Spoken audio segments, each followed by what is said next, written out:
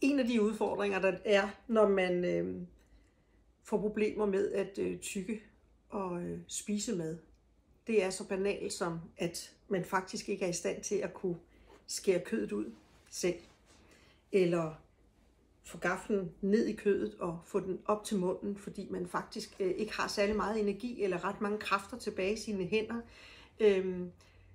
Og når man så får det ind i munden, så kan det også være en udfordring, fordi at man ikke har så meget mundvand, så derfor så kan sådan et helt almindeligt stykke kød faktisk pludselig blive ret tørt.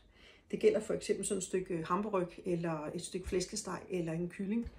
Der er nok mange, der har prøvet at få sådan et stykke kylling, der er lige blevet stegt lidt for meget. Det kan være en ret tør omgang at få sunket. Så noget af det, som vi arbejder rigtig meget med, det er faktisk at få mad til at ligne det helt almindelige mad, som vi ser her. Så har vi en helt almindelig hamburgerryg her, og her har vi en hamburgerryg, som er lavet i en blød konsistens, som man faktisk kan spise alene med en gaffel. Hvis ikke man gør det på den her måde, så er der mange steder, hvor man laver den her model, hvor man bare hakker kødet.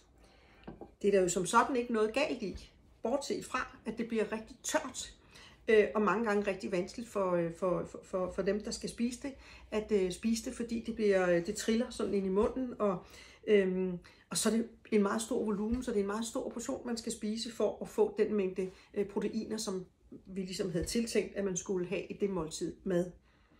Hvis du kunne tænke dig at lære, hvordan vi kan lave alle mulige super lækre retter, lige fra flæskesteg til kylling, til koteletter, til wienerschnitzler, eller hvad søren I har lyst til, så det kommer til at ligne så tæt på fuldkosten som muligt, og så man bare kan tage sin gaffel og stikke i den, og så har man faktisk sit kød, og så kan man klare sig selv. Hvis du kunne tænke dig at lære om, hvordan man kan gøre det, så gå ind på vores hjemmeside, værdigmad.dk, og kig lidt på det hele, og ellers ring til os. Vi vil glæde os så meget til at komme ud også og hjælpe jer i gang med at prøve at lave maden på en lidt anden måde. Så vi vil rigtig gerne hjælpe jer. Så ring til os, og have en rigtig dejlig dag.